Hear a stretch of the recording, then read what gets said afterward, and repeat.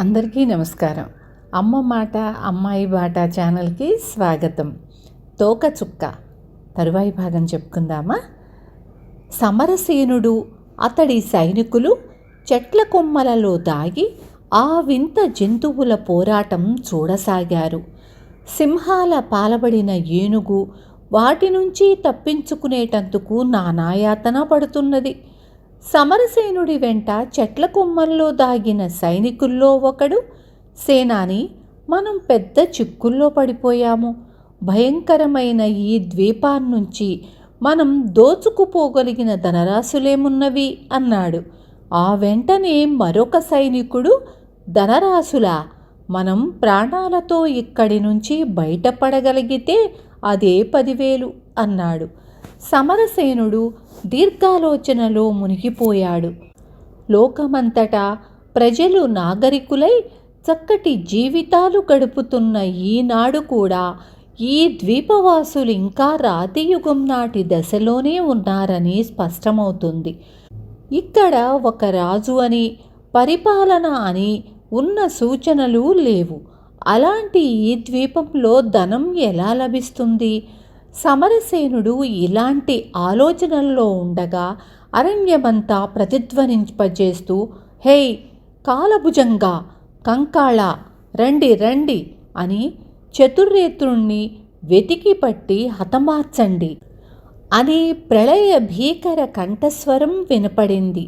ఇది విని సమరసేనుడికి గుండె ఆగినంత పనయ్యింది.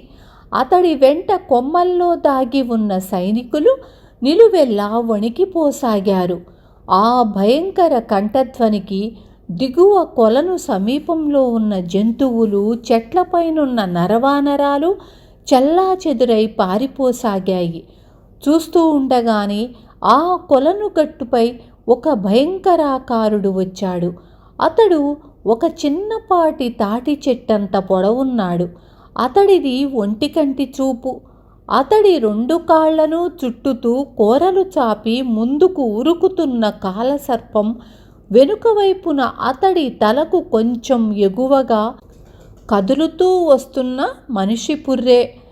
ఈ భయంకర స్వరూపుడు కొలనుగట్టున నిలబడి చుట్టూ పరికించి తలపంకిస్తూ, హే మంత్రాల దేవి, జిల్లేళ్ల దెబ్బ, పల్లేరు కొండ, కొండ కొసను బండ, ఈ బండ మీద నిలబడి చూస్తే ఏం కనబడుతుంది కంకాళ అని హుంకరించాడు.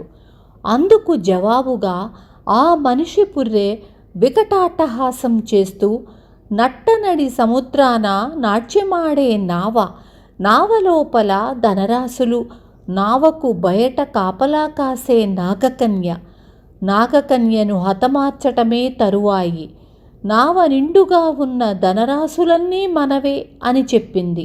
అవును, ఇంత సాధించగలిగితే ధనమంతా మనదే. కానీ చూడు ఆ చతుర్నేత్రుడు, హే అంటూ మళ్ళీ హోంకరించాడు ఒంటికంటివాడు.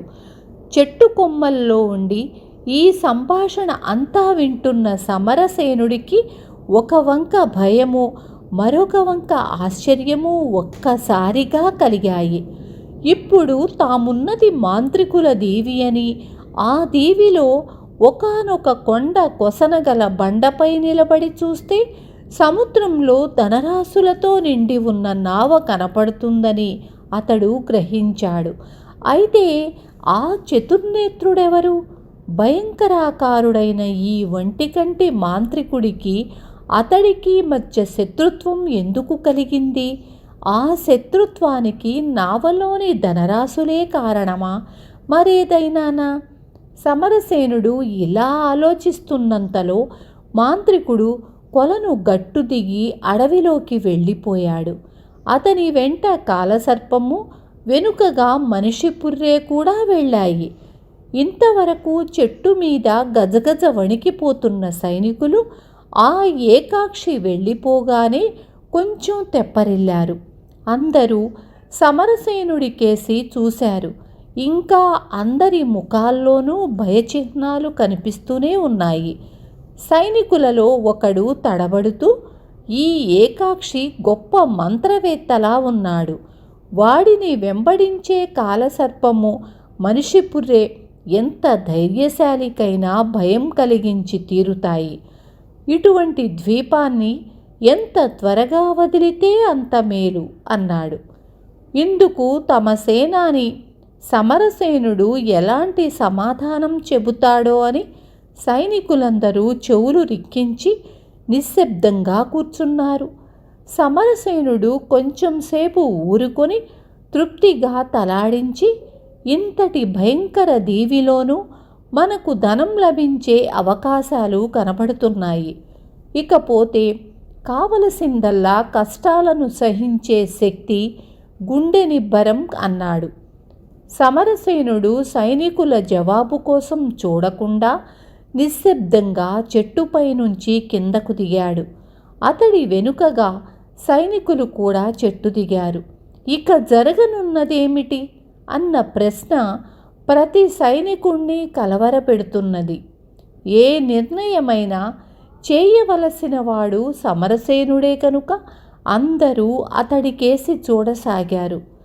సమరసేనుడు సైనికులందరి ముఖాలకేసి ఓ మారు పరీక్షగా చూసి, విన్నారు కదా, పల్లేరుకొండ, కొండ కొసమ బండ అంటూ ఒంటికంటి మాంత్రికుడు చెప్పిన మాటలు, ఆ కొండను దాని కొసన ఉన్న బండను వెతికి తెలుసుకోగలిగితే మనం వచ్చిన పని చాలా వరకు నెరవేరినట్లే అన్నాడు. ఆ మాటలకు సైనికులలో ఒకడు సందేహిస్తూ, ఆ మాంత్రిక ఏకాక్షి చెప్పిన మాటలలో వాస్తవం ఉన్నదంటారా అని అడిగాడు. సమరసేనుడు ఒక్క క్షణం ఆగి మాంత్రికుడు అడిగిన ప్రశ్నలోనూ బదులుగా ఆ మనిషి పుర్రె చెప్పిన జవాబులోనూ అబద్ధం ఉండే అవకాశం లేదు. ఇకపోతే ధనంతో నిండిన నావను ఒకానొక నాగకన్య కాపలా కాస్తున్నదని వాళ్ల సంభాషణను బట్టి తెలుస్తున్నది. అంతేకాక చతుర్నేత్రుడు అనే మరి ఒక మంత్రవేత్త వాళ్లకు బద్ధశత్రువైనట్లు కూడా మనం నమ్మవచ్చు. అయితే ఇన్ని ప్రతిబంధకాలను తప్పించుకొని ధనరాశులతో నిండి ఉన్న ఆ నావను మనం వశపరుచుకోవటం ఎలా అన్నదే ఇప్పుడున్న ముఖ్య సమస్య అన్నాడు. సైనికులకు ఇది చాలా గడ్డు సమస్యగా కనిపించింది. తమ సేనా నాయకుడికి ఈ విషయంలో సలహా ఇవ్వటానికి వాళ్లల్లో ఏ ఒక్కడికి గుండె ధైర్యం చాలింది కాదు. తుఫాను దాటికి బెదిరిపోయిన సైనికులకు ఇప్పుడు సమరసేనుడు చెప్పిన మాటలు మరింత బెదురు పుట్టించాయి. సమరసేనుడు ఓసారి చుట్టూ కలయ చూశాడు. తరువాత మౌనంగా నడవసాగాడు. సైనికులు అతన్ని అనుసరించారు. వాళ్ళు అలా చెట్ల కిందగా నడుస్తూ కొంత దూరం వెళ్ళేసరికి చెవులు చిల్లులు పడేలాంటి పెద్ద అరుపు వినిపడింది.